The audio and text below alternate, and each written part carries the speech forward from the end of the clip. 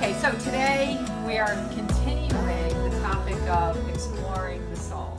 As I explained at the beginning of the year, this was going to be the topic that we were going to look at for the entire year from January through now, because it's an important topic. And I generally don't know exactly what we'll be exploring months in advance. I allow myself to listen and hear and respond to whatever it is that I hear and focus on whatever's being given to me in the day. So I don't manipulate an agenda, I don't have an agenda particularly, but I like being that conduit for people, because what I can bring through, it's not only really relevant, but if you've been paying attention to this information over years, you can also see that it's precognitive.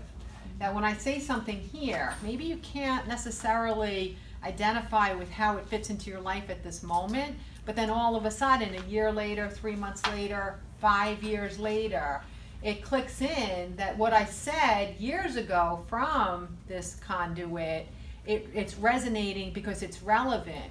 So you guys always get a little advanced peek into what we're exploring in humanity unknowingly, but you get to have it defined, therefore you get to know how to make it your ally and to work with that energy instead of battling against the energy. In exploration of the soul, I know that there's a topic that your guides are going to want to focus on tonight in particular, but I do want to say something to begin with. You all know me well enough to know that I don't really pay any attention to ways that other people focus on spirituality or energy in the universe, or any way that we can qualify or define what we experience, whether it's through astrology, or whether it's through crystals or chakras.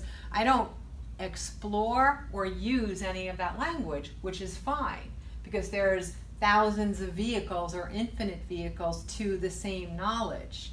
That being said, there are occasions when I receive information about something that is a topic that there are some people that are really exploring as a way to explain changes that are happening on Earth. And one of those topics is the idea of how the universe itself and the planets and the stars and the moons affect our consciousness and how it works within our consciousness.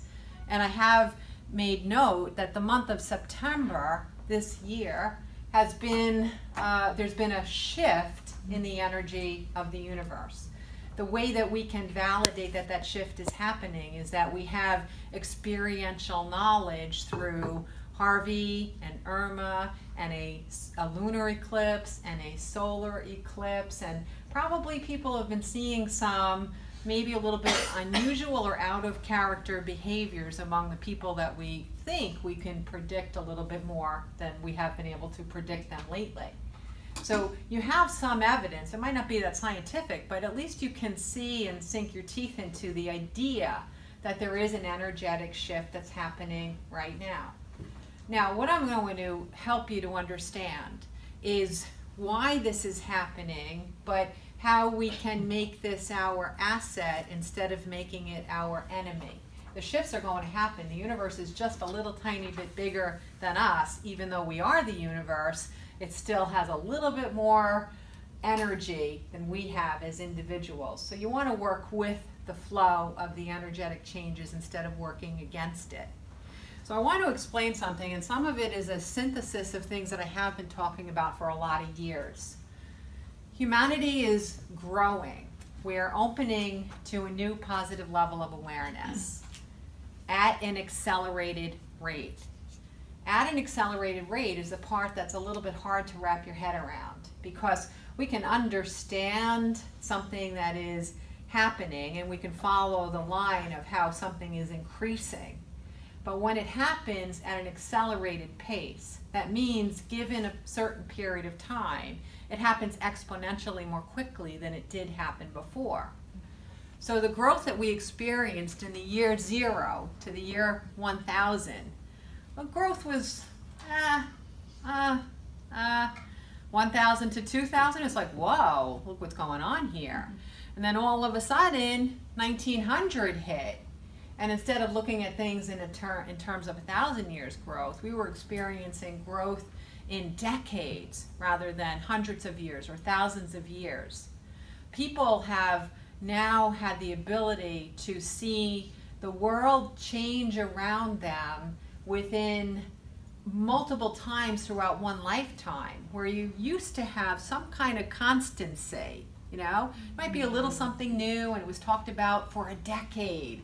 Everybody was afraid of how it would affect their reality. But not anymore. Things happen so quickly that you can get a patent and then 3 months later the patent can be obsolete. That's how rapidly things are happening. So we can turn to the earthly explanation as coming from advances in technology, from our interconnectedness through communications and transportation and the internet. That's the earthly explanation for why we're experiencing this rapidity. But the soulful, universal explanation is that our earth life is reflecting this acceleration in the growth of humanity's positive level of awareness. So all of this interconnectedness and instantaneous knowledge and reach is a consequence of our growth. It's not the cause of our growth. And that's a really important thing to remember. So it's important that as we're experiencing these changes so rapidly, we have to be able to adapt, and we have to be able to adapt very quickly. There's no longer 10 years to catch up to something. Hold on. There's no longer time to spend 10 years catching up to a change in order to stay connected to the world that you're already living in, including just your immediate family, and in order to stay relevant to the changes, you have to be able to move. That was my own saliva I'm choking on. Must have been about to say something I wasn't supposed to say. That breaks, make her choke. Okay, so you have to be adaptable and more quickly. Okay, you have to adapt to the changes outside of you more quickly. And so that's part of what the shift is going on in this month, is to help us to be adaptable. But the other part of it, and this is the really important part to think about for yourself, I always like to use the analogy of our own personal growth and development as we have a canvas on which we are painting this life. This is your life as whomever you are from the moment of birth until the moment of death. This slice of life is this canvas. This is a painting. In the early part of your life, the first 10 years more than ever, somebody else was painting the background for you. You had almost no influence on the strokes that went onto that canvas. It was based on who your caregivers were. It was based on your community, your geography, other people's expectations, other people's ability to vibrate with the vibration of love so they could keep you connected to your own soulful ability to love yourself. So other people were painting and painting and painting. And if you had a really difficult childhood, this painting might not be very pretty. You might not like the painting. You might not like the background. So as you have your own growth and you remove some of the pain or struggles that you had in your childhood, your goal is to pick up your own paintbrush and your own paints and paint it the way that you want it to be. And that's what we do. Those who can't understand and comprehend the link between their childhood and how they separated from their ability to live as full and free souls to the essence of their being, they generally can't paint this canvas in a way that suits them. They'll just echo the strokes that other people put there and live within an image that they're not enjoying. So people who start the process of awakening, what they do is they, by choice, say, not so much, not liking the way that looks, I'm going to repaint this. And sometimes people will have a dramatic opening into that discovery that there are other influences in how I'm choosing to live my life. And the dramatic change in their perception would mean that I'm going to scrub this. I'm going to take the biggest can of white paint that this world has ever seen, and I'm going to just paint all over this damn stuff, and I'm going to start fresh. You know, if you've ever heard of someone that had a stroke and their left brain was compromised, or someone that had a near-death experience, and you see the shift in their perception of reality and what's important and what they focus on, that would be an example of someone that is starting over with their canvas as best as they can. For me, on my awakening on 9/11, it started the process of me being consciously aware that this canvas was painted by someone other than me, and that I wasn't that keen on how it looked. That's when my consciousness began to wake up. So as you're going through the journey of enlightenment and you're scrubbing away other people's influences and their strokes on your canvas, you start to actively choose, who am I going to let help me paint? It's not that you have to do it by yourself, but who do I want to help me paint this canvas? And now sometimes you make some really hard decisions. Well, you know, my mother's been helping me paint this thing for 35 years, but wow, she has a bad eye. And I have either got to get her some art lessons or she is off my canvas. And the minute you tell her she's off the canvas, she's going to come in with lots and lots of cans of, what are those colors called? Swamp water, browns, and deep olives mixed with blends of black. And she's going to come with those paints, and she's going to say, move over, this is my canvas, I'm going to paint it the way I want. And you have to have the strength and the courage and the love and the discipline and the commitment and focus on yourself to say, no, you're either going to help me paint it the way I see it and envision it for myself, or you have to take your paints and your paintbrushes and go somewhere else. Now, I took a long story and I made it in a short version with the mother, but everybody understands the idea. It takes a long time to get rid of someone that has uncomfortably influenced your life and tries to continue that pursuit. But in the long run, our goal in this physical body, in this body that houses our soul, our goal is to paint this with the essence of our being, with our light, with our originality, with our strength, with exactly who we are by choice. Doesn't mean that we can't have had influences, because sometimes even a negative influence pops something brilliant and wonderful within us.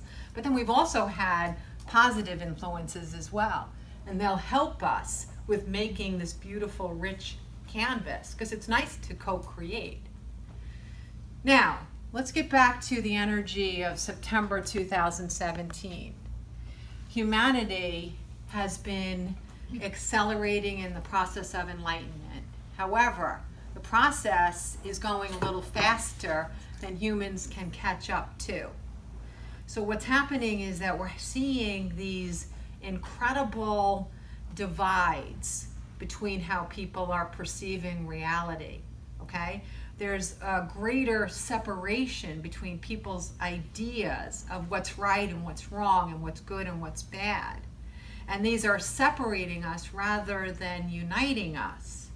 And this has been happening basically since 9/11 in a more exaggerated way than it had been happening in decades earlier. So what the universe does is it provides us with increasing opportunities to unite. And those ways to unite have come from a lot of different directions. You might not see them necessarily as ways to help us unite, but that's what they are.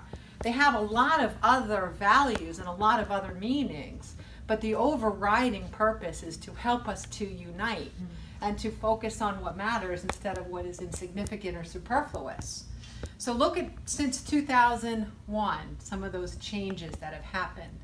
We have a tremendous increase in autism. What is autism? Autism is a vehicle for discovery that can help people get back to communicating without language in order to bring the best potential outcome to a person experiencing autism. You have to use other senses other than language. Therefore, the increase in autism, I'm not talking about the earthly explanation. Go out there, do whatever you want to find the earthly explanation. It's not the relevant factor.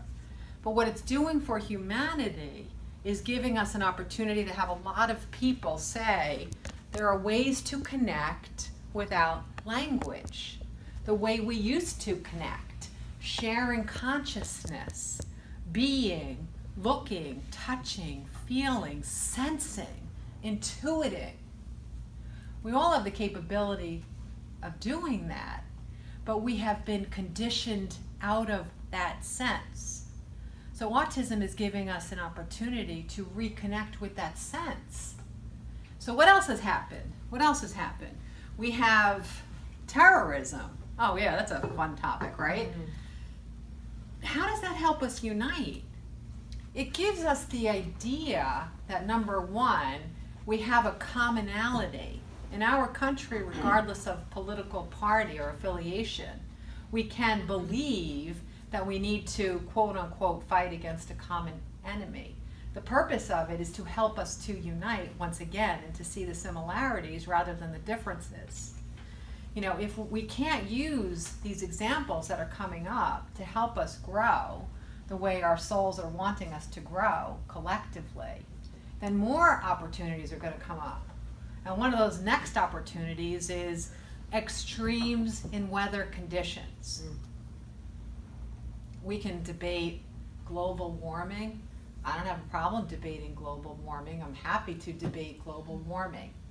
But the consequence of global warming, whether you believe it's a thing or not, the consequence is here, which is anomalous weather patterns, unpredictable behavior in weather that had been able to be predicted for generations before us. It's not about necessarily just the sea levels rising, it's about changes in weather patterns and us not being able to predict what will happen in any particular region anymore. So we are seeing these extremes. We're seeing 80-degree days in December. We're seeing 40-degree days in June. We're seeing Irma. We're seeing Sandy. We're seeing earthquakes. We're seeing tsunamis. We're seeing things that are not following patterns that we have noted in recorded history. Now, like I said, I'm happy to debate global warming, but it's really essential when you're thinking about the canvas of reality that we paint, that we understand that our universe and our earth respond to consciousness. We don't respond to the earth and the universe. The universe and the earth respond to consciousness. We are the creators of reality. So therefore, when we have a benefit of a thing called global warming to be created, we're the ones that created global warming. You can talk about cars, you can talk about emissions, you can talk about whatever you want, and they'll be the science or not, whatever you prefer to believe. But it doesn't matter because our consciousness created an opportunity for our Earth to experience extremes in weather conditions because there's a value in the backdrop of the canvas that we're all painting on to experience these anomalies. So it doesn't matter what we call it. It doesn't matter if it's global warming, if it's scientifically proven. It doesn't really matter because we created it. Did we create it by not honoring the earth? Maybe. If you're not honoring the earth, then you're not living in the vibration of love. If you're not living in the vibration of love, you're not living to a high vibrational energy. So it's still asking you to pay attention to something you haven't paid attention to. So within this canvas that you're painting your life on is the canvas of your neighbor and your lover and your child and your boss and your politicians and your religious leaders and your entertainers and your neighbors and your bosses. And all of these canvases are all around you. Everybody's vividly trying to paint their canvas to have it reflect the life that it is that they want. If you think about those images where they were very popular a while ago, where you take a billion photographs and you see one photograph and then you pull back and pull back and pull back and ultimately you see a portrait of something made out of a billion little photographs. That's what this is like. You pull back from your canvas and you start to see the image of our reality here in physical existence on 2017. And your piece in that matters. Energetically, that piece is significant. There's nothing about you that's insignificant, because your canvas not only touches all the nearby canvases and every single person that comes into touch with you, but when your canvas reaches another person and has any influence, positive or negative, then the canvas of the person that you influenced is also influenced. And then every person that they touch is influenced by the influence of your influence on them. It's endless. So you are really significant. What you're thinking right now is on some level, with a lot of degrees of separation, influencing a person who's sitting in China at this second. That's how significant you are. So in all of these canvases that we're painting, if the universe gives us these bonding moments over and over and over again, nut allergies, heart disease, cancer, autism, tsunami, terrorism, 9/11.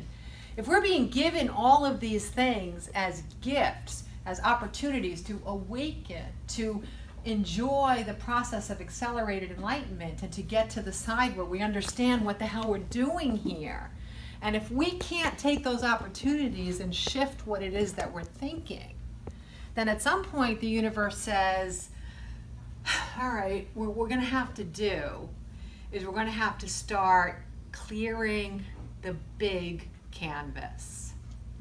All right, we've been working so hard on everyone's individual canvas. We've been working so hard on this. We're trying and we're trying. We're knocking on everyone's door saying, come on, just wake up. What's important? What matters? In the end, what do you care about? Right? Be the soul you are. Stop being the human you became. Be the best that you can be.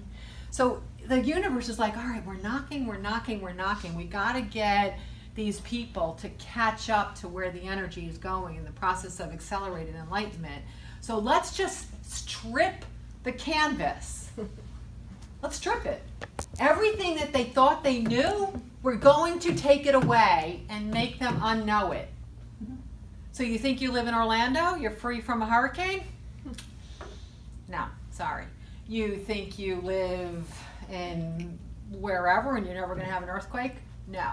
You think you can live here and you're not going to have someone raging with a gun? No. We're just going to keep stripping and stripping and stripping and stripping and stripping away what you believe to be true, what you've hung your hat on. So then you have no choice but to create your canvas by choice. You have to choose. If your house disappears in Irma, are you going to rebuild that exact house with all the same stuff in it? No. You're going to decide. You're going to decide from a different way. You're going to say, do I want to rebuild? Maybe I want to get an apartment. Maybe I want a bigger house. Maybe I want a smaller house. Maybe I want to rebuild right here. Do I want to use the same footprint? Do I want more bedrooms, less bedrooms? What's important to me? How do I want to live? This is a choice. The house is a metaphor for the clean canvas, but you're going to be actively thinking about what matters to you, how you want to live. So if we keep emptying the canvas, everything you do has to be by choice.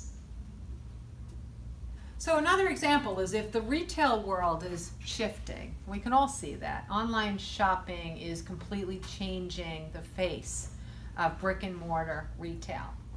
So if that's changing, and say in 5 years, say 40% of retail establishments as we know it are gone. What are the ripples of that?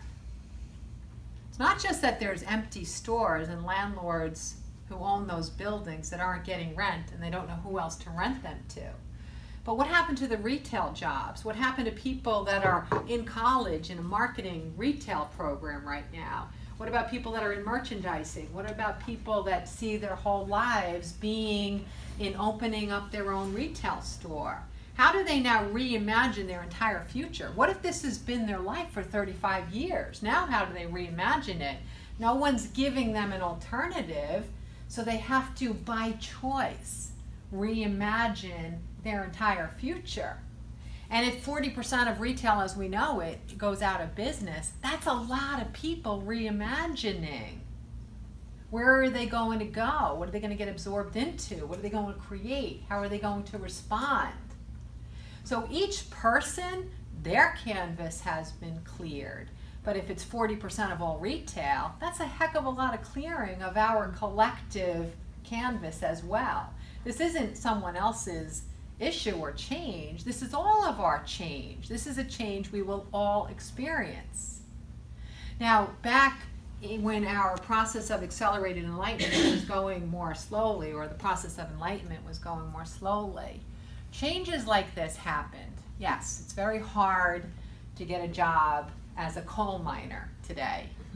But the changes happened so relatively slowly that they didn't have a major impact on the overall canvas of humanity.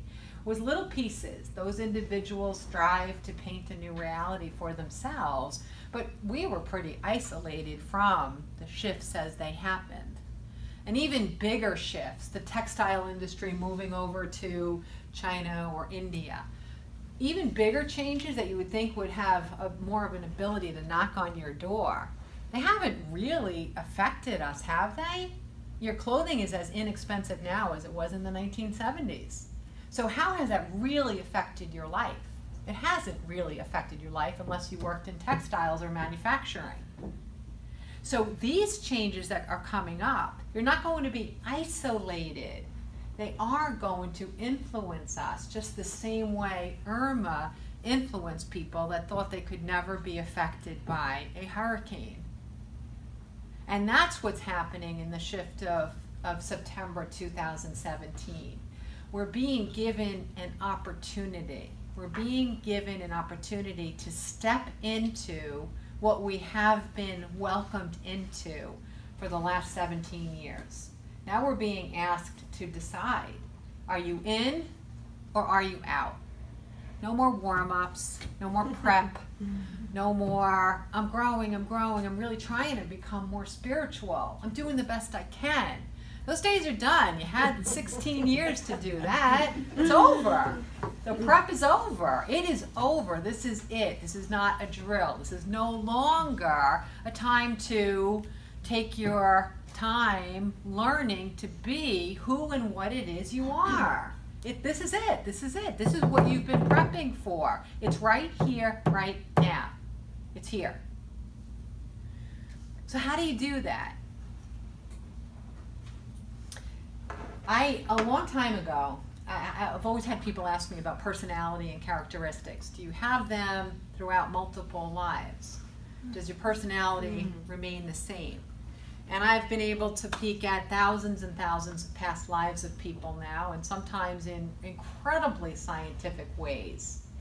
I have one client who has 300 typed pages scientifically examining the past life information I brought through for her. And that's just one client. I have so much scientific evidence of the validity of us understanding and knowing and examining our past lives. And that gives me a frame of reference for understanding how this slice of our reality fits into our eternal journey. So does someone have a personality that weaves in and out of every earth life? And the answer is no, we don't. But we do have an essence. We have an essence. The essence of our being, the nature of our soul, what we are eternally. It may evolve and it may grow, but it's always uniquely identifiable as us. You are no different eternally as you are here, but who you are eternally is masked and layered by the human experience. So really responding to all these changes on our individual and our collective canvases is to find out what is the essence of you. Instead of focusing on what people tell us to focus on, why don't you figure out what is the essence of you? What is incontrovertibly you? Why are you so original, so special, so unique, so unable to be duplicated? What is it about you? What is it? Why not be that? Don't be anything else. Be that and figure out what that is. Not just a little bit, but wholly. Figure out what that is. And that's how you respond to the changes that the universe is placing on our collective canvas. Is you get permission to continue to paint your canvas because you're doing it by choice. You don't lose your paintbrushes when everybody else is losing their paintbrushes. You get to keep your paintbrushes. And you get to step up and help other people paint their canvases too because you're in the know. What are some characteristics of essence when you say that? An essence is, I'll talk about some aspects of my essence as an eternal being. Some of the things that are familiar to me that are not necessarily connected to the idea of personality.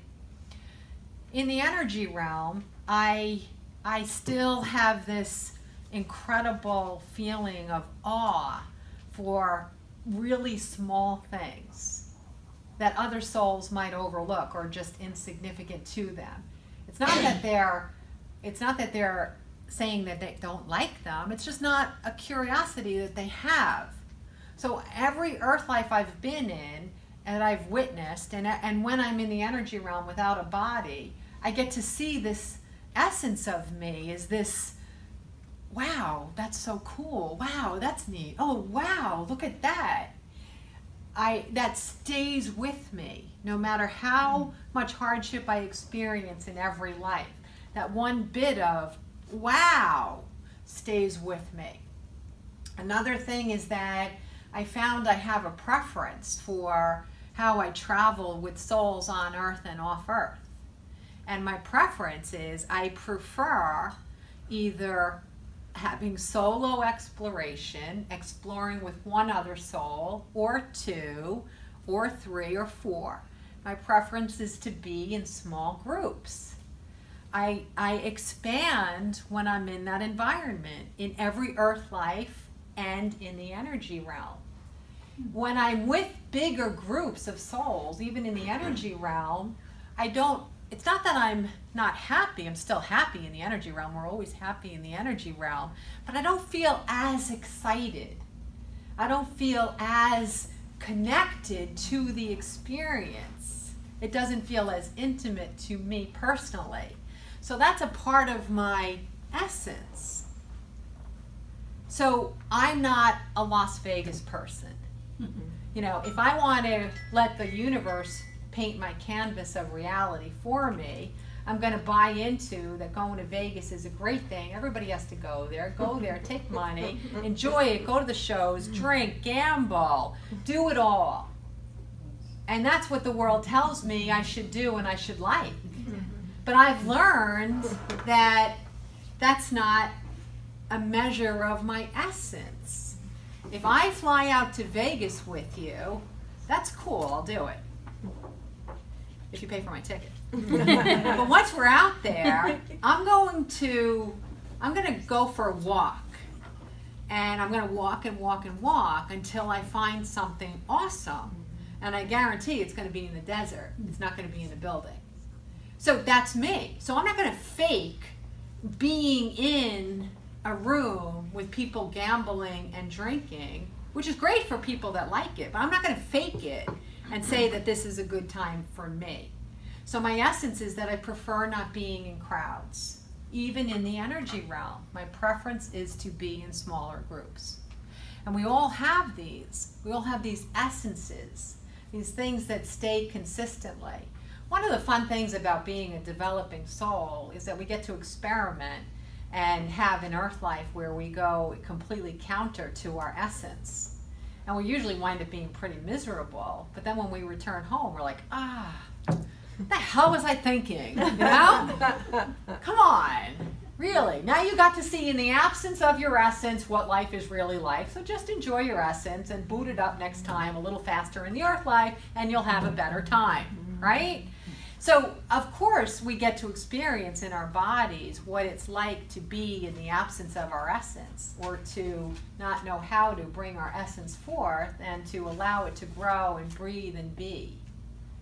You know, it's kind of funny. You see this with kids especially, and especially when they get to be in middle school and then high school, that there are these really narrow ranges of how you're allowed to look, be, talk, what you're allowed to focus on, what clubs you can join, right? Wow, that's a small group, okay?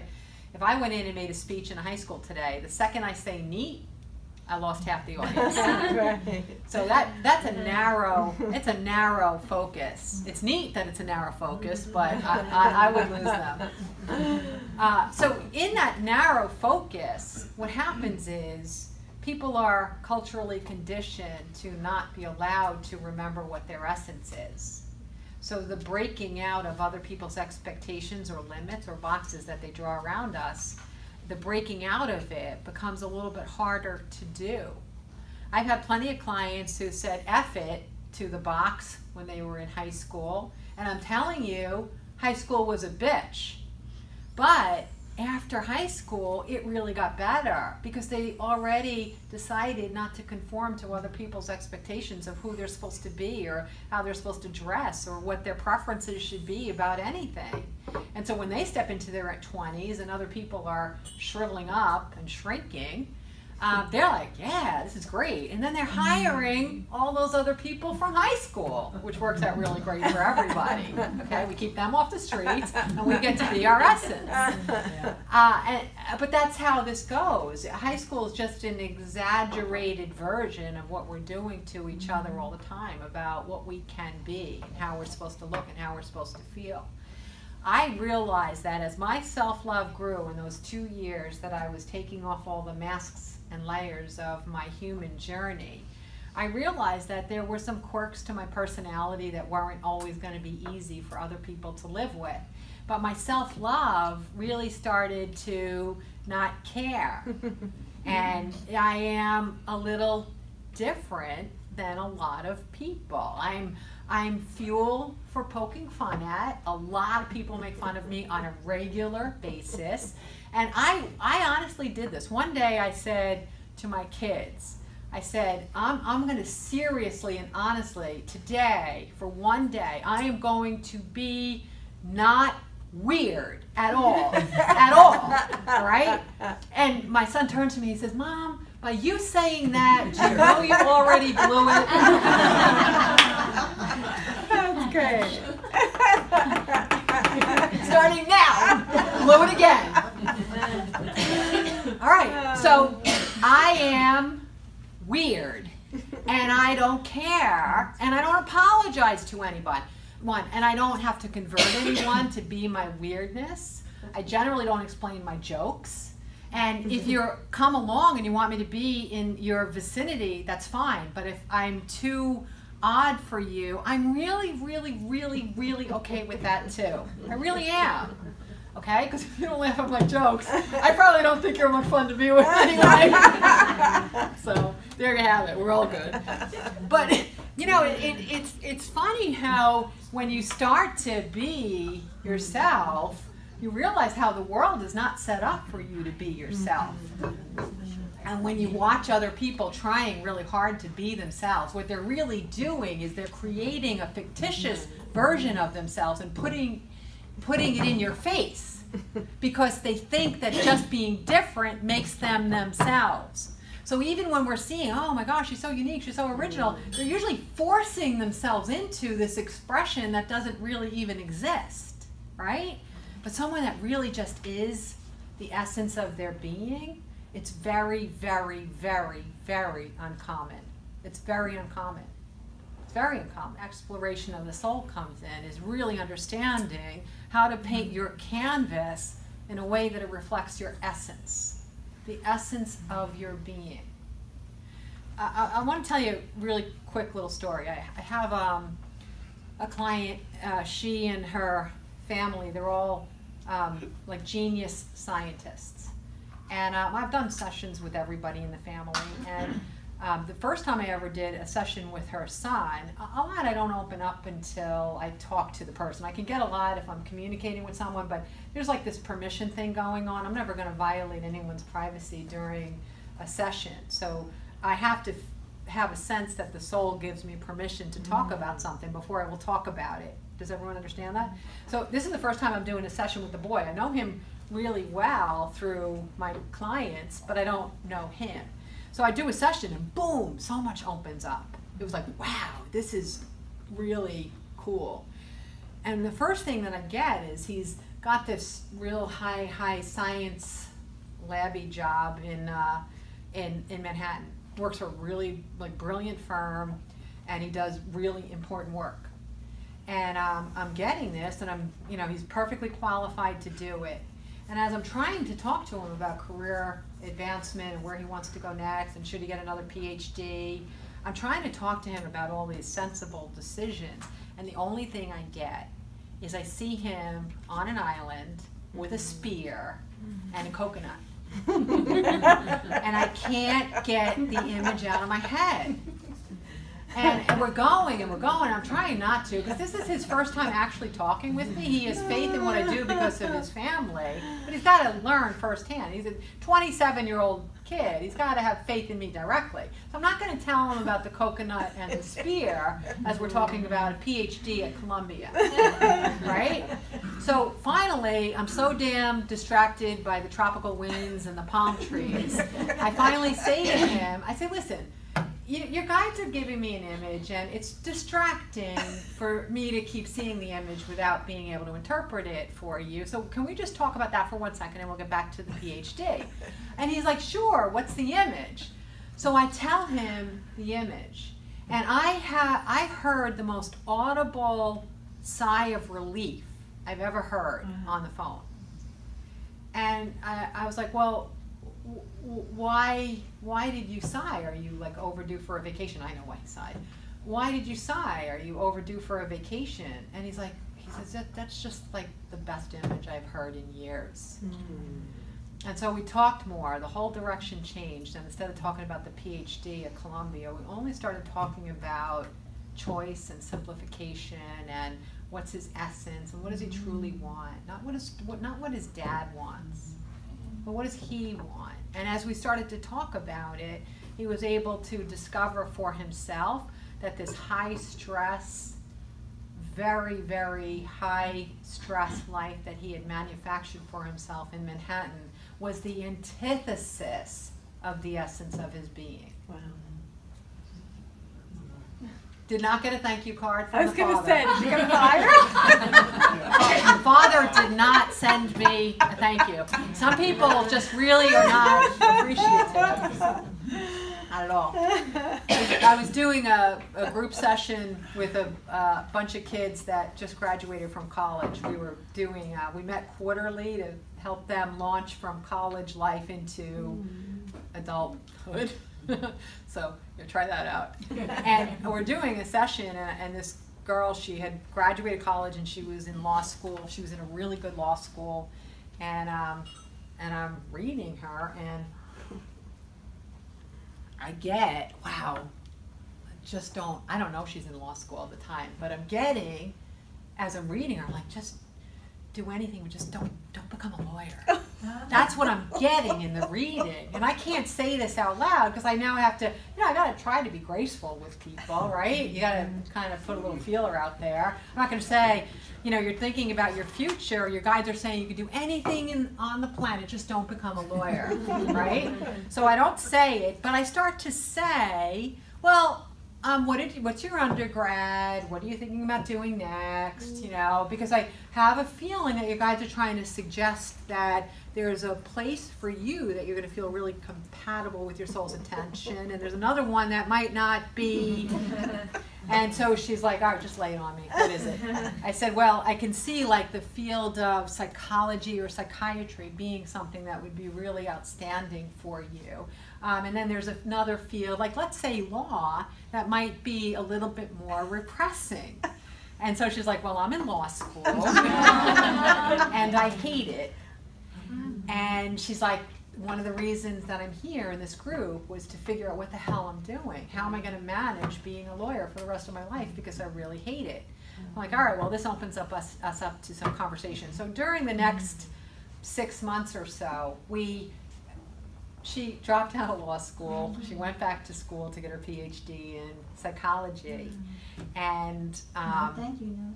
and again, I have to say, there was no thank you note from her mother or her father at that time. You know, it's disappointing, the lack of thank yous that stack up on my desk sometimes, but no thank you, absolutely no thank you.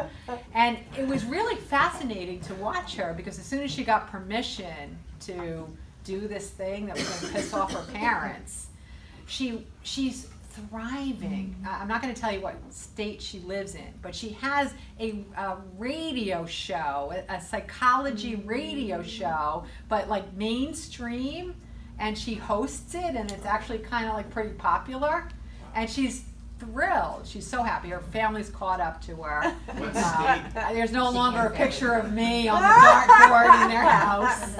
What state? But it's like, as you know, it's like that sigh, right? As soon as someone gives you permission to say, I don't really like what I'm doing, or I don't really like who I'm married to, or I really just don't like my mother. You know, as soon as someone gives you permission, don't feel guilty. It's okay to say that to yourself at least, and then figure out the steps to take now that you're aware, you're consciously aware.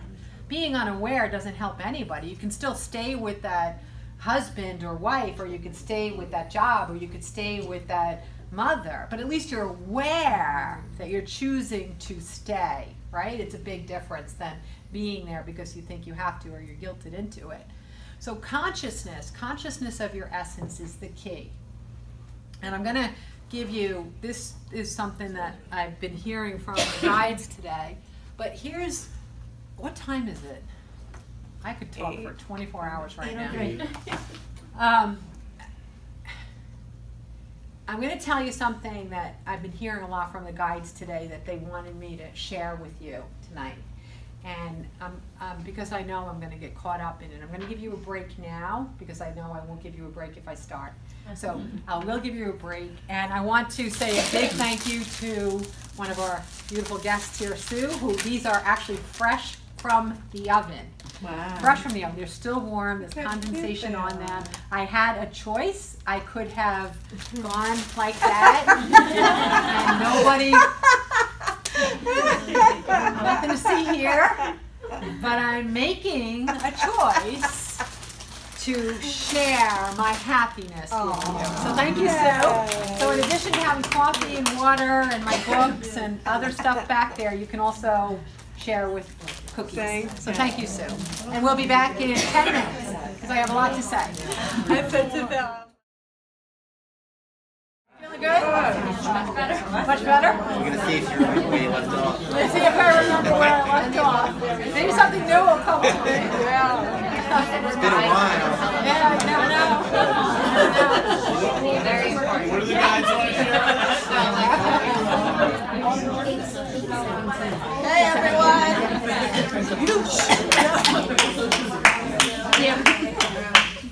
I'll be one of those annoying elementary school teachers that starts flashing the lights, right? Yeah, there we go. I got to do that with my consciousness, though. I don't want to have to walk all the way over to the lights. So I'm working on that. I'm working on that. All right, so just before we start again, just what my calendar is coming up. In addition to the Big Give, which is on September 23rd, which is a Saturday, we're going to have, and Happy in 90, of course, is always available. www.happyin90.com. That's my 10 years worth of personal growth, communicating with guides, trips to the energy realm, coaching, speaking, writing books. It's all condensed into a 90-day program. Start the program. At the end of 90 days, you'll be happier than you were when you started, guaranteed. Okay? If 90 is too big to bite off, there's a 30-day version, a 60-day version, and a 90-day version. Ask me any questions if you want, but I'm going to tell you, it's a really, really, really good program. My path to happiness is in that 90 days. So if I didn't live it, breathe it, know it, do it, for myself and with clients, I never would have put it out there. Okay, but it works. It works. Thank you. Okay, so enough about all this. Let's get down to business. You guys know your canvases. Okay, now I'm gonna tie something together with a message that I've been bringing through for quite a lot of years now. And the message is, I'll start out with the message. And the message that I remember when I channeled this, I was actually, I was so excited when I channeled it, but it was basically in order to grow love of self, love of others, you want to live in a state of honor. And honor it's a word, if you take it out of anything to do with what we're taught about honoring parents or honor in the military or anything like that, but take it out to the pure form of the word honor. To honor means to value and to respect and to appreciate. So to grow in our ability to love means to honor everything that exists. So you start with honoring yourself, and then you begin by honoring other people, and then you continue by honoring the planet, our animal kingdom, our plant community, our earth, our universe, all physical existence, existence itself, our eternal journey. And then you continue and you honor ideas and you honor anything that you can honor. When you live in a state of honor, your soul grows and your human masks and layers melt away. It's impossible to live in a state of honor and to live in a state of negativity. Okay. So when I channeled the sentence, and I think I even have it on cards and I was giving them out for a little while, but when I first channeled it, it basically said to live in a state of honor with yourself, with others, with the animal community, the plant community, and ideas and existence itself. That's kind of how it went. And it's very, very true. Oh, do I have it? Really? Well, I have it. Oh, how cool. Oh, all right, this is a version of it. It doesn't talk about the focus of it, but this is just a different version of it. I am one with the universe. When I honor anything outside of me, I honor everything inside me. When I honor anything inside me, I honor everything outside me. So thank you for having that, because it does kind of explain the idea of honor. But what I want to talk about is like the specifics of what we can focus on that we honor. And let me put it into the context of all of us came here believing that we could grow in our vibration of love. Every one of us altruistically intended to grow in our ability to give and to receive love. The most important of all love is self-love, because without self-love, everything else that you build is a castle in the sky. So in order to grow anything that you focus on, you have to develop your self-love first. It's the position of a foundation, strength, courage, being the essence of who you are. It's living to the richness of you, and from that overflow of abundance, you have plenty to give to others, okay? And it's limitless. The well never dries when you love yourself. So the second thing that you can do to grow your ability to love is to honor others. So let's take a peek at that. In our period of accelerated enlightenment, we've noticed a few human experiences, journeys that have become big news, right? Just in our short lifetimes, they've become really big news, right? First, we were looking at, race difference, black versus white. That's what we were looking at. Then we started looking at women's rights, women versus men. Then we started looking at gay rights, and there was the whole AIDS that brought so much into awareness. And all of this keeps going and going, and then we start to say, all right, well, I accept this, I tolerate this, I'll live with this, and oh, we're all so good. How kind of us that we're accepting and tolerating all of these differences. And then we get to, oh, gender identity, you know, you're a man, you're a woman, oh, come on, what's wrong with you? Oh, wait, I finally accept that. I will also share the planet with you. Just don't come into my space. So we've seen all these things pop and get really big and really fast, far faster than in the last millennium, the last 100 years, the last 200 years. All this is happening so fast. It's almost like it becomes news, and then we have a different perspective. So in the process of accelerated enlightenment, we're giving people a lot more opportunity to understand that everyone has the opportunity to be exactly who they are, and we don't have to explain it, we don't have to apologize for it, we don't have to get approval from other people. We just have to have permission to live freely and as we want to express ourselves and as we experience ourselves. It actually is no one else's business. And so that's where we're getting to. We're getting to the point that there's going to be a space where there's no judgment of race, religion, sexual orientation, gender identity, family choices, income, socioeconomic status, education level, car we drive, number of kids we have, whether we're married before we have the kids, whether they're the same color as us or not, whether they're adopted, whether they're not. All of this will just dissolve. And we'll all say, ultimately, I think it's fantastic. I think it's fantastic that everyone with permission gets to be exactly who they are. They get to be what they feel in this body. And it really doesn't matter to anybody what it is that they experience or express. When you live in honor, there's one little phrase that I think kind of summarizes the importance of this. It's first do no harm, right? If we can just live in that one quick little bit, first do no harm. If you're not hurting anybody, if you're not bringing damage or abuse or neglect or hatred into anybody's life, everything else is fair game. Do whatever you want. First do no harm, but then live the way you want to live. Any way that you want to live. And you know what? I don't even care if you want to change it up every 10 years. If you decide that you want to go through 10 lifetimes of exploration in one earth life, and now you tell me you're gay, and now you tell me you're straight, and now you tell me you're not, now you tell me you're asexual, I really don't care. I don't need to analyze it. I don't need to understand it. I don't even care if you understand it or not. But how you choose to express yourself is fine with me, even if it changes. I don't care. Does that mean that I think we can just keep changing our sexual orientation? I don't care about that either. I really don't. It really doesn't matter, does it?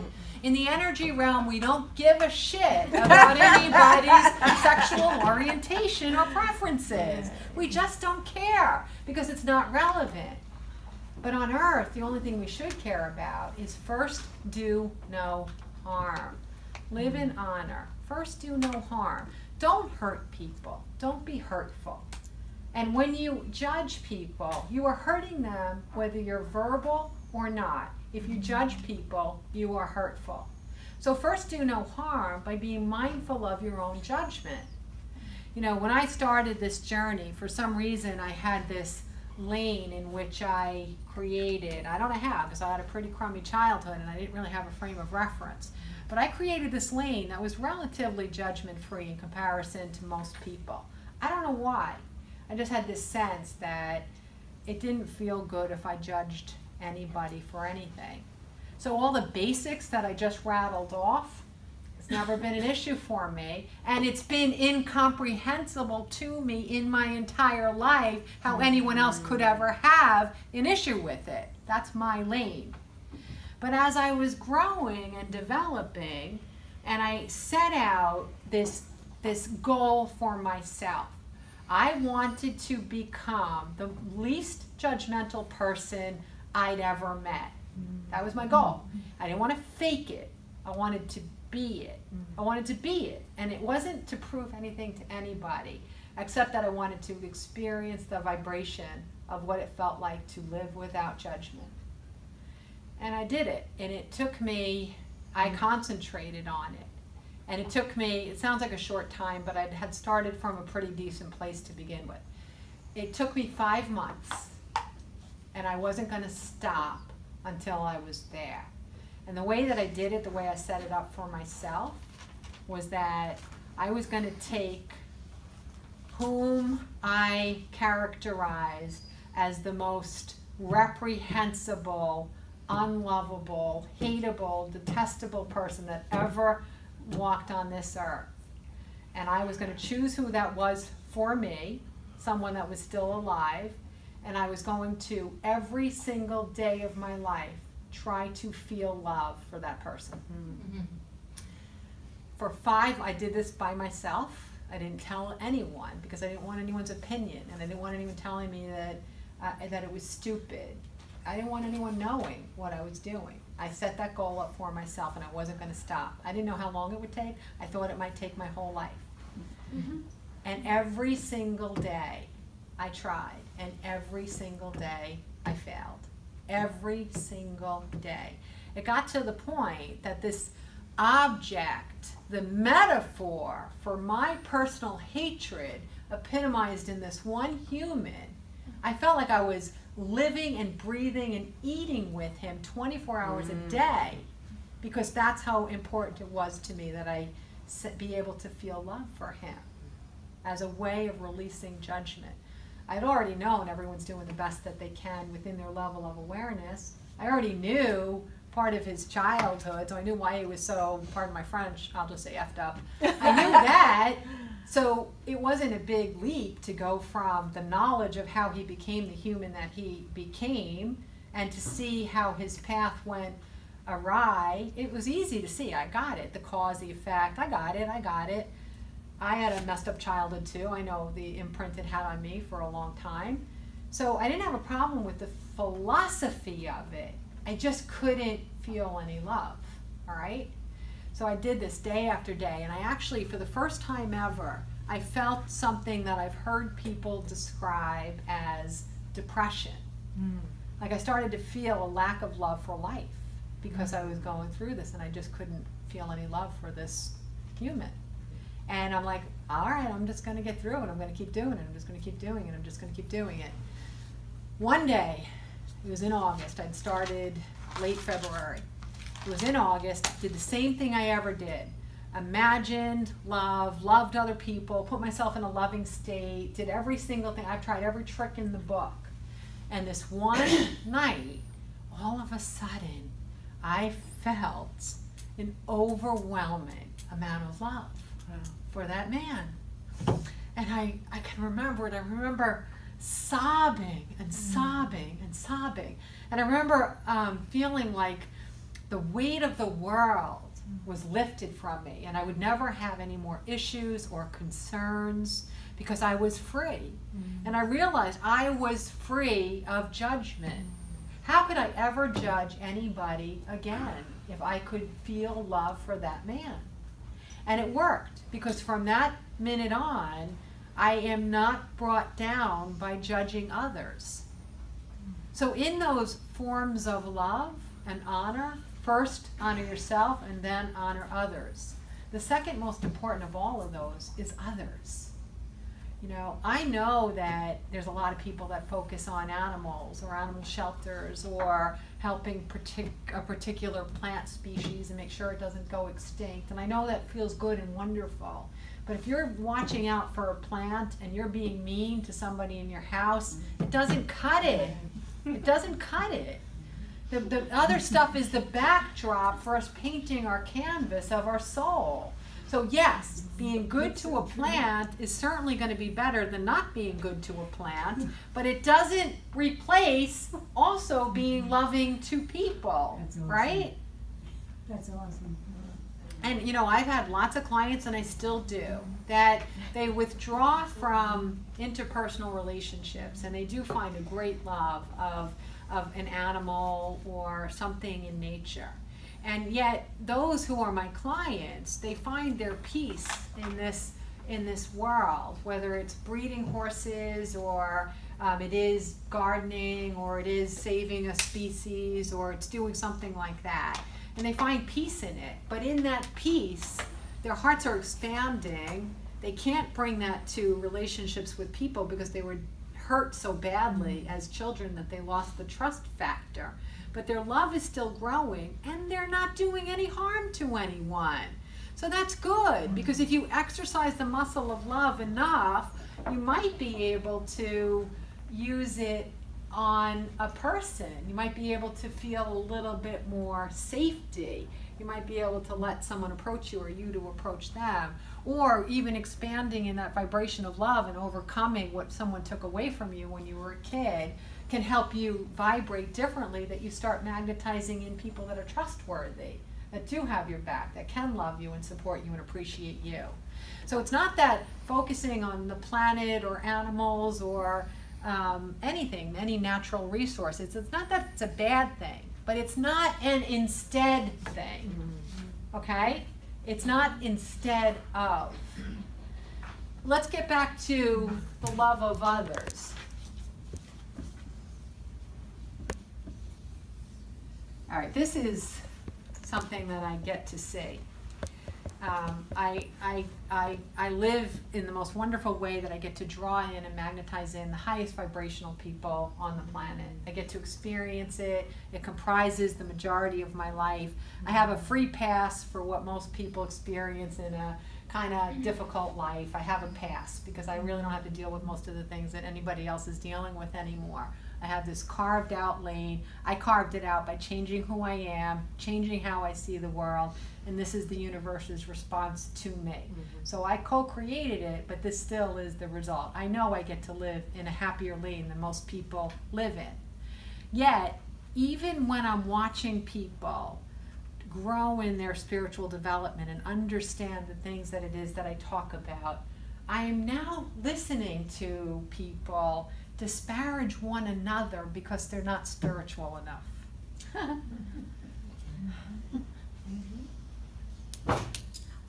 Yeah, exactly. Ow. Spiritual hypocrisy. So, you know, as I was saying, it's love of the planet and animals and plants and, you know, all these other things. And one of them that I said is ideas, okay? Enlightenment and the philosophy behind it and the energy behind it, it's still an idea, and we can talk about it. A lot of people talk about it but don't live it, right? They're striving and striving and striving. They want to live it, but all they can do right now is talk about it. But if you choose love of an idea over love of others, are you getting it? No, you're not. You're not getting it. You're not getting it. You're not getting it. I read something that popped up the other day, and it said strong, it's something we all heard, but strong people lift others up. They don't need to pull them down or break them down. And I realize how true that is. If you need to step on the back of someone else to feel good about yourself, you are very, very, very weak. Get yourself up there by yourself and not by crushing somebody else to stand there, okay? So there's never an excuse to be unkind first to anybody. There's never an excuse to enter into someone's space with unkindness. I don't care if you're tired. I don't care if you did a 36-hour shift. I don't care if your lover of 7 years just left you. I don't care if you're sick. I don't care. You never have the right to enter into anyone's space unkindly first. You don't. It's not living in a place of honor. And you're certainly not honoring yourself by doing it, because if you are spiritually aware at all, you're going to feel guilty, and you should feel guilty because it's not the good thing to do. So at some point you're going to be worse off than you were before you said it, because you're going to realize that you have to make amends. And you really can't make amends. You can apologize and you can bring gifts, but you're not going to undo what you did. You're not. It's there. It exists. Everything exists all the time. So why start something that you don't want to have to finish? And even if you don't have the light go on and say, I shouldn't have said it that way, or I shouldn't have done that, even if the light doesn't go on for you, then you're going to spend time justifying your behavior and blaming the other person for the way that you behaved. Is that living in honor? It's not. You're not living in honor. If you blame other people for the way you act, you're not living in honor of others or living in honor of yourself. I know that kindness is a great thing. I know it's a great platform. I have no problem in saying be kind first. Because I also think that we're not a bunch of wet noodles and we're not a bunch of doormats, and I'm not putting myself out there for you to wipe your feet on. Okay? If I love myself, that means that I'm going to choose how people interact with me. And if you come to me unkindly first, I'm going to do my best to diffuse it. I'm going to do the best I can to do with kindness. But if you don't respond to that kindness, I will protect myself before I protect you. So I don't think we have to be these mushes, spineless, letting people crush us whenever they want for their own whatever, growth, experience, mirror, humiliation, whatever the hell they're doing. We don't have to be that beat up bag for them. But we do have to be kind first. It's not so hard to be kind first. To be kind first to an idea, an animal, a plant, a planet, others, and ourselves. So be kind first. It's not that hard. It's not that hard. And you know, when I was peeling off my masks and layers, and I would have concepts that were intellectual and philosophical, and I would have these brilliant moments communicating with guides, and I'd hear something new and something new and something new. They were exciting, they were rewarding, but I still knew that there was a difference between having it in here and having it in here. And having it in here is better than not having it at all, but when it's here, you're accountable. Before it's here, we could still say you're doing the best you can within your level of awareness. But once it's here and you know it, you have activated choice. If you choose to behave counter to the process of enlightenment, then you are dishonoring everything. The idea, others, yourself. So if you want to really live in a way that you're painting your canvas, first, do no harm. And second, love yourself. And third, love others. And then all the other stuff, 4th, 5th, 6th, 7th, whatever order you want it to be. But it's not so difficult to do that. It's really not so difficult to do that. And I'll tell you, you know, I used to think, well, I think for a lot of people it just means that when you put your head on the pillow at the end of the night, you can sleep because you have nothing to be ashamed of. But it's so much more than that. It's not just not having regret that day. It's not just that. It's that you feel really good, and the energy of that goodness bounces back to you, and it bounces back to you in profound ways. Not even necessarily directly to your kindness. It bounces back to you in ways that you can't even necessarily imagine. You might be kind unexpectedly, and then you may get a check in the mail. Sometimes it literally pays to be kind, because energy responds to energy. It doesn't necessarily choose a path of your choosing, all right? Just the same in the corollary is if you are largely fear-based, you might obsess about one particular thing happening. Well, that might not be the way that your soul wakes up to a new discovery if that thing happens. Because if that thing happens, you're going to say, see, this is why I worried about it my whole life. Now here it is. That doesn't really help out much. But if you're fear-based and you're continually pumping that energy of fear out there, something else can come and show you that that energy brings challenges into your life, so that you have a better opportunity to say, I don't really like living in this state of discomfort anymore. I think I'm going to opt out of fear. I think I'm going to live in freedom and self-love and love of others and first doing no harm. And this simple goal, this very simple goal of living in honor and first do no harm, if you can just keep that in your mind day after day after day after day, and change your approach in every single thing it is you do, make that your lens, you're going to find that your canvas gets more and more beautiful despite everything else that's going on in the world, despite how other people are suffering, despite how other people are in a state of stress or chaos or dis-ease. You're going to find that your canvas is getting more beautiful. And those beautiful canvases, by the year 2020, those are the ones that are going to be here to help all the others that are ready for enlightenment. So we need point of light, strong points of light, to bring in those who are just learning about it for the first time.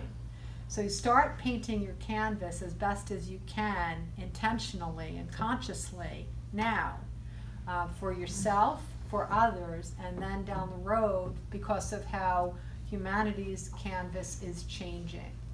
All right, being on, it was interesting when I first really started to delve into wanting to grow and learn and become enlightened, even though I had no frame of reference for it. Every day was a brand new day. Never had read a spiritual book, so I didn't know what the hell I was doing. Even though I still set it as my goal to listen to everything guides were telling me, because they'd already proven the value of what they were sharing with me, I still found that the growth and the experiences might not have happened as quickly as I wanted them to. But I did stick with it, and I did pursue it, and I did find that one of the consequences is that I had so many fewer challenges happen to me. I never knew that that was a consequence of enlightenment. I thought that what happened was when you became enlightened, you chose a different attitude to the things that happened to you. And that is a step in the path. It's how you react, right? That is a step on the journey of enlightenment, to choose your reaction to the things that it is that happens. However, the overriding consequence that I don't think anybody talks about is that ultimately when you live consciously within this state and you strive and you get there, your life actually becomes a lot easier, because you are now a magnetic energy for goodness and abundance and freedom and creativity and limitlessness and awe. And that's what you live.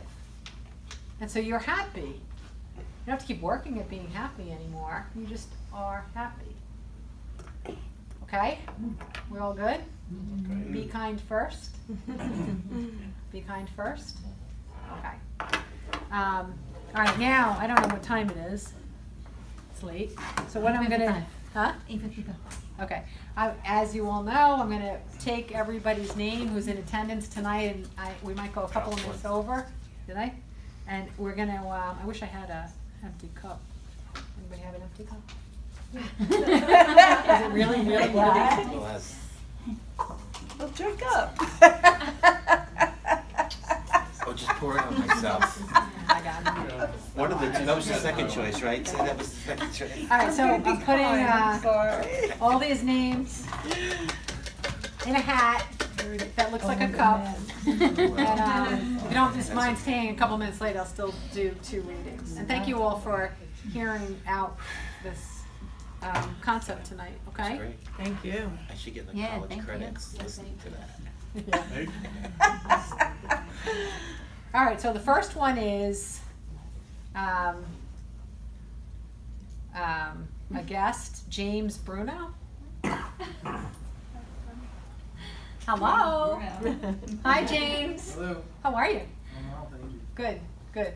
Glad to see you came back after the half. I don't have a choice, I need a run. I enjoyed your talk. It was very good. Okay, cool. So you don't know, but the way that this works is when I pull your name out of something, you have an opportunity to ask a question about anything, and I open up to your world and answer the question. So it could be personal, global, it could be about the night's topic, whatever you'd like. Wow, that's a really broad Yeah. stroke. You want me to choose someone else first, and I'll get back to you? Yeah, give me a minute. Okay, we'll choose someone else first, and then we'll get back to you, okay? So you can see it modeled by an old timer. And the next one is Patty. Patty. Go for it, Patty. Patty. You know how this works, Patty. Demonstrate to James how this works. Well, one, I welcome the essence of whatever my guides would like to tell me, path I'm on, and just this journey this year, job-wise, it's just still going all over the place. So Okay. if you can give me it's specific. Yeah, I'm not happy with the job that I'm at, and you know the path that I took in jumping off from HSBC. Right. And now I'm between Chase is coming after me and another company from Florida called Ingenuity, and it's another change. It's do I change? Which way do I go? So. Yeah. I hear there's some openings in Florida. Yeah, really. No, they're If coming we're to New there. York. They're coming to New York, so it's a Florida company coming here too. Okay. All right. Patty, I'm gonna do my best to answer you personally, but I am also gonna use you as an example, and I'm gonna apologize up front for doing that because the answer might not feel that specific to you. Okay. All right. Patty has been, growing spiritually, and she's really wanted that to be reflected in her career choice. So leaving a 20 to 30-year career and changing it has been something that she's been preparing for a couple of years, and really trying to get herself vibrationally and spiritually behind the shift. Okay. Now, I think that her courage is tremendous. I think that her heart is good. I think that her spirituality is really trying to be reflected in the new career path. But there are some limitations in the corporate world, and the corporate world doesn't necessarily operate according to spiritual principles. So we always have to examine when we're wanting to do something, because it's a measure of our soul's intention. We also have to measure the physical facts about what is that industry or that company or that boss, what's their level of awareness. So we may have the courage to amp up a change and move to something that seems more compatible with us, but we also have to take into account, as you're seeing in this example, that we have to take into account the level of awareness of the parameters of where it is that we're going to. I do find that the more spiritual we become, the less simple it is to work for somebody else. And the reason is that whomever you work for, you are going to have to take the level of awareness of your boss and the organization, and sometimes even the industry, and you're going to have to dial down 10 to 20% of their level of awareness, and that's all you can be or contribute in that group. Because we do operate in this world still by ego. And when a human has a low level of awareness and they have an employee, their ego is going to ordinarily sabotage someone whose level of awareness is greater, because they don't understand that energy and they see it as competition, even though they can't define or explain what it is that's happening. So as your level of awareness keeps increasing and you become more enlightened, there's fewer bosses and organizations that you can work for where you get to be your limitless self and really do and create goodness and put good ripples into the universe and into the waters of humanity. So the first thing I'll say is that it is the reason I'm an entrepreneur, and I have been since this started. I can't really work for anyone else because it would be very difficult for me to find someone or an organization whose level of awareness was higher than mine, so that I had a place to grow and expand and be everything that it is that I can be. So I'll be an entrepreneur for life. So that's the first thing, is to consider that entrepreneurship may be the step that's still left after you become very, very, very enlightened. But then when you do choose entrepreneurship, it's really important that you bring your earthly stuff with you. Meaning you got to get rid of your scarcity issues, you got to get rid of your fears, you got to grow your self-love. Because you can have a great vision and a great idea, and you can have a great skill set, and you can be incredibly altruistic. But if you still got some human sludge pulling you down, you might get broke, okay? So that's it. And I know that Patty herself has toggled between an idea of an entrepreneurial path, but there are fears in that, and we equate certain parts of our life if we're putting someone through college, or we're a certain age, or responsible for other people.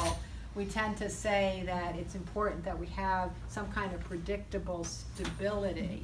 And it's not necessarily easy for us to get rid of all of that idea that we can be limitless and succeed. Anyone can succeed in entrepreneurship, but it's important that they get rid of the stuff that's anchoring them or pulling them under the water first. So in Patty's case, it seemed like a good move to go from an industry that was not allowing her to parallel with her soul's intention to an industry that would allow her to. But entrepreneurship for her, where she is in this part of her life, would be the better path because nobody would be shackling her, okay? If she can get rid of any fears of scarcity and she can really believe in herself and develop the concept freely and creatively of what it is she can do, she can step from a wonderful income into a healthy income in entrepreneurship as well, all right? But in most cases, if I'm coaching someone and they want to move from paycheck to self-employment, in most cases, you know what, we're human. So I always suggest that we do a little bit more of a ramp movement. You kind of phase one out while you're phasing the other in. And there is this critical point in the middle where your basic needs are met effortlessly, and you can see that your self-income is self-perpetuating. Then resistance melts and fear goes away, and then you can amp down one and amp up the other. It's a graceful way to do it, and it's honoring the fact that we are human and we got some baggage, okay? So if you're considering that, always think of that ramp method. Take one down and bring one up. When you get to that critical point, then you can make the leap, all right? Our energy of resistance, of fear of failure, or fear of not having money can sabotage our new path. This system helps you to get to the point that you let go of fear, okay?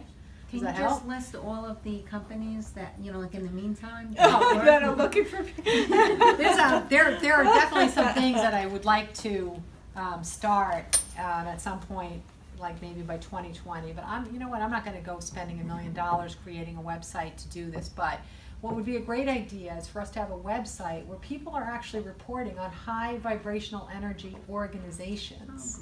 Okay, I don't want it to. It's not going to be a complaining session. I don't want it to be a complaining session. There's enough in the world to complain about. But tell us why this company is vibrating high.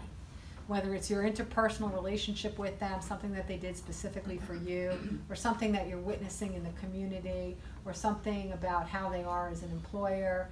But just prove in some simple sentence or make a statement or a testimony that this is a high vibrational energy organization.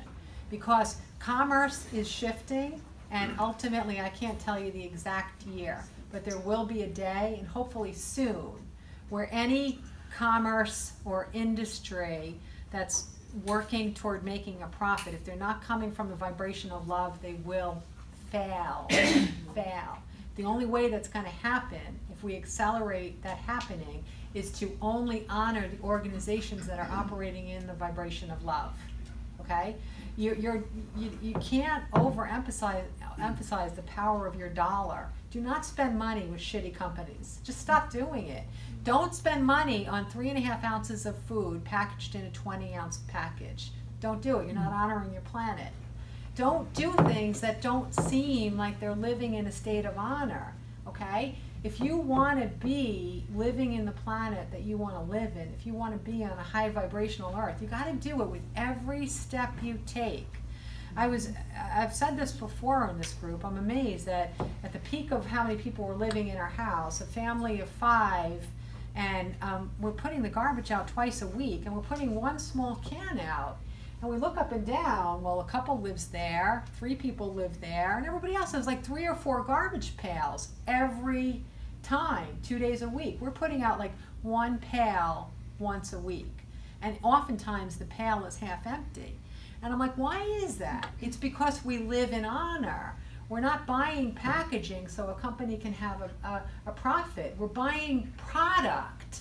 We're buying healthful, whole foods. We're not supporting greedy companies. We're not supporting companies that don't honor the planet. To the best of my ability, this is how we live. And we they're don't do so. and they're not. Yeah, and I'm recycling. And I don't do it out of rage. I do it because it's the only choice. You know, like if I were to ever peel back a wrapper and I have a 20-ounce package and 3.5 ounces of food in there, I might first feel uncomfortable about the organization, but I'm going to feel uncomfortable about myself that I bought it and I put my dollars toward supporting this. So don't support the things that you don't believe in. Your dollars is the way to show your power. It is through your dollars. Nothing else talks as loud as a dollar, okay? So I figure if we have a website, one day someone will volunteer to do it, but if we have a website where we can put in good stories about good companies, and we need a moderator, because if I write something wonderful about Trader Joe's, which I'm going to do probably every day, if I write something wonderful about Trader Joe's, I don't want someone else coming in and saying something horrible about them because they have an agenda, all right? So, you know what, one time I brought a new baby home from the hospital, I was craving sushi, someone ran to Trader Joe's and got me sushi, and I bit into the sushi and a live grasshopper popped out of my piece of sushi. That happened, and that's real. It's fresh, and I still love the company because they live in the vibration of love. Right? It happened to me. Yes. Did it really? No, yes. Brand new baby.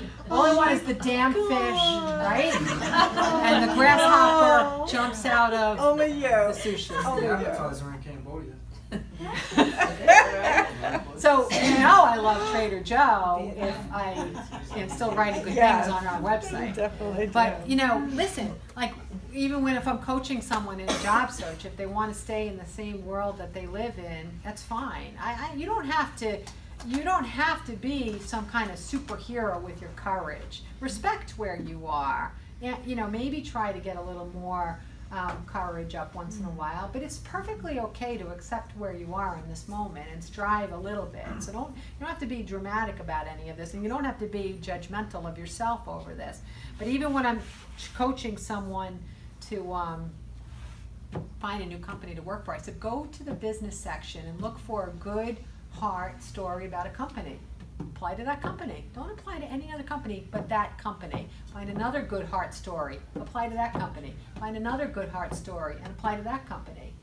There's a lot of good heart companies out there. If they get employees and they get high quality workers that love life, they're going to make more profit, right?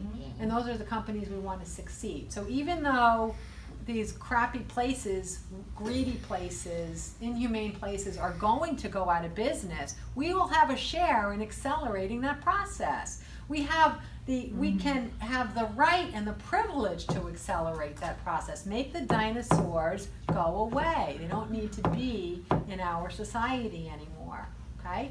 So that's see my which answer. company I feel the vibration of love. Absolutely. And there are exceptions where you can find an outstandingly high vibrational energy boss even within a kind of iffy organization. That's okay. You can still carve out this nice little place in that as well. Okay?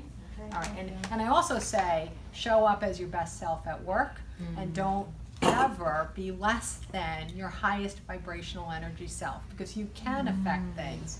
I've had one of the largest credit card companies in the world. I coached the head of their tech department. She has 5,000 to 6,000 employees, okay? When I met her, she said there was no way she was going to change the culture in the tech department, in the data department. No way she was going to change it. 2 years later, that tech department, that data department is 100% different than it used to be, because she never, ever, ever towed the corporate line in the way she treated her employees. Never. Never. She never did it. If she was afraid of getting fired, no one ever fired her, because the company was becoming, her department was becoming more proficient, more productive, more happy, there was more loyalty, and so so what are they going to do? We think you're a spiritual nut job, we're going to fire you? Well, then you have to deal with the consequence if you do that. You actually can infuse this energy wherever you are. So if you have to be stuck in something that doesn't have a high vibrational energy, be the high vibrational energy you want to see in the world. Don't go home and complain about it. Go back to work and be it. Be it. James, you had a very poor example of what this is all about. Yes, your Aunt Bertha loves you, and thinks about you, and you are the light of her life, even on the other side. No, I'm kidding. So what was your question? Jeez. So we've been faced with a tremendous adversity, and I just wonder, it's given us a lot more responsibility than we had previously, and it's kind of strained us to the point that we don't find as much time for enjoyment or relaxation, and I'm wondering how long it'll be until we find balance again and can kind of ramp it down a little, because right now the two of us are just redline all the time. Okay. To the point that I debate bringing more people into this world because I don't know that we can handle one more thing on our plate. That's All a right. good question. I think that's awesome. I think that's really Couldn't see it sweet coming. that you would even say that in front of everybody. That's awesome. Way to go. Couldn't see it coming. And first timers usually do ask something like, I'm thinking about changing my phone number. Is it a good idea right now? Are there any digits in particular that might work for me? But we can go full out. Okay, let's go full out. Okay. No pressure. He's a very Great. deep person. Yeah, He's a very great. deep thinker. All right, so a lot for some people in the room, what I'm about to say is going to sound familiar, and it might be a review, and I think you can never get this review enough. But I'm going to tell you exactly how you can respond to this and shift things. Okay, whenever we have a challenge land on our doorstep, there's a process in how we can respond to that challenge.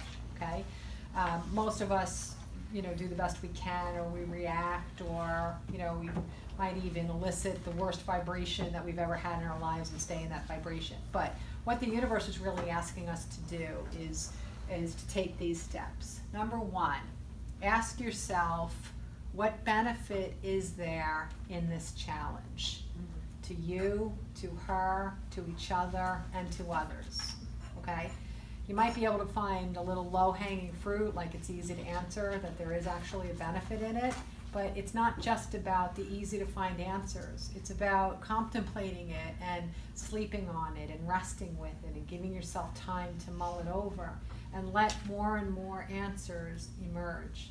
What is the benefit in this challenge? Because the universe will only give us challenges when there are woven benefits in there for growth and opportunity and discovery, okay? We're never given an opportunity that doesn't have value for our own discovery in it. It's to bring us to a better place, not to bring us to a worse place. So first you find out what the benefits are. The second thing is that, and you'll see that you gain the ability to do this with experience, but the next thing to do is to interpret the metaphor in the challenge, okay? There's nothing on the planet that happens randomly. Chaos theory has taught us that everything happens with purpose, and everything is ultimately patterned. So if something lands on your doorstep, that means it's full of purpose. So if you interpret the metaphor of how that landed on your doorstep, you get to understand how the universe is communicating with you specifically. I'll give you easy, unemotional examples so you can see how this works. So for example, if I decide that I want to ditch my job and become an entrepreneur, and just as I'm about to do this and hang the shingle in the window, I break my right leg. The metaphor is that I have, the right represents our earthly journey, the left represents our eternal journey. So if I break my right foot, it means that I'm not ready to take the next step in my earthly movement.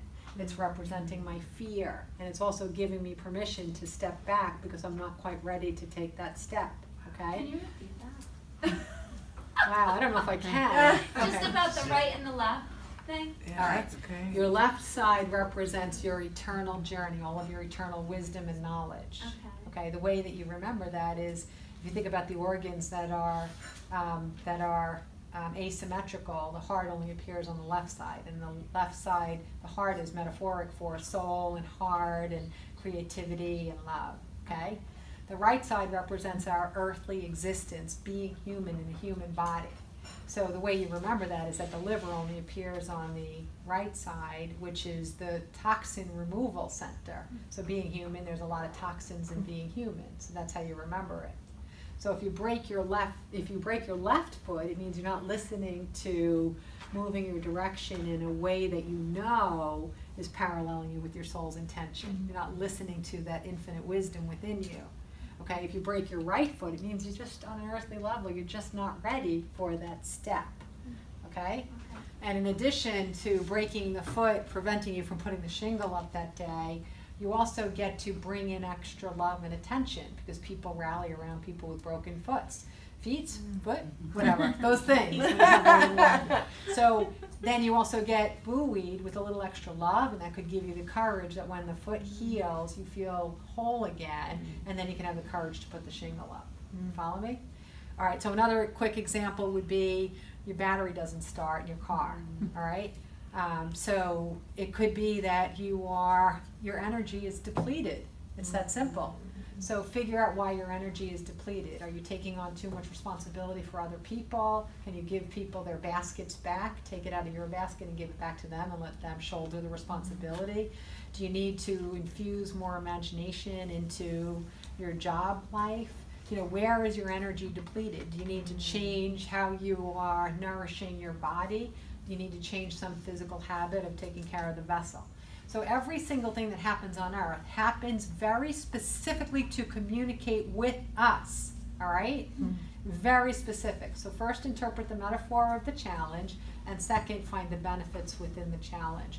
When you figure out those two halves of the equation with any challenge, it helps the remedies and the solutions and the reharmonization to emerge, and it also helps you to have fewer challenges because you're living in a conscious and awake state. Does that help? Okay. I do pick up from you, James, that I don't know who said that you're very deep. I think you said it, right? So aside from that, there's something else I pick up about you, that you are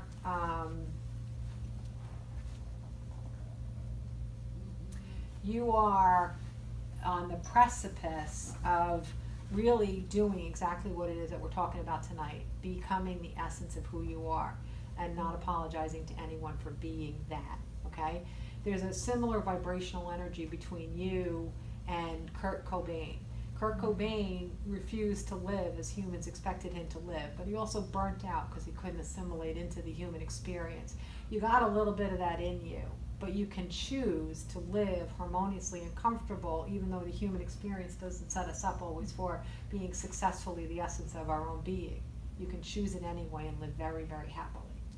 Okay? Does that make sense? Okay. All right, that was a compliment, so don't listen to A huge compliment. Oh, okay. I didn't know how that came across. Like, I get it. I'm like, wow, I didn't take That this. walked right through my body when you said that. Okay. When you said his name, I felt he like walked right through me. It was like so weird. Okay. I'm sorry for keeping everybody late. Tonight, just remember the theme. If you can just remember a couple of simple things. Love yourself, live in honor, first do no harm, be kind first. Take those 4 simple things away from tonight, and your life will continue to improve. Thank you, everybody. I'll see you in October. Come to the Heart Walk. Thank you.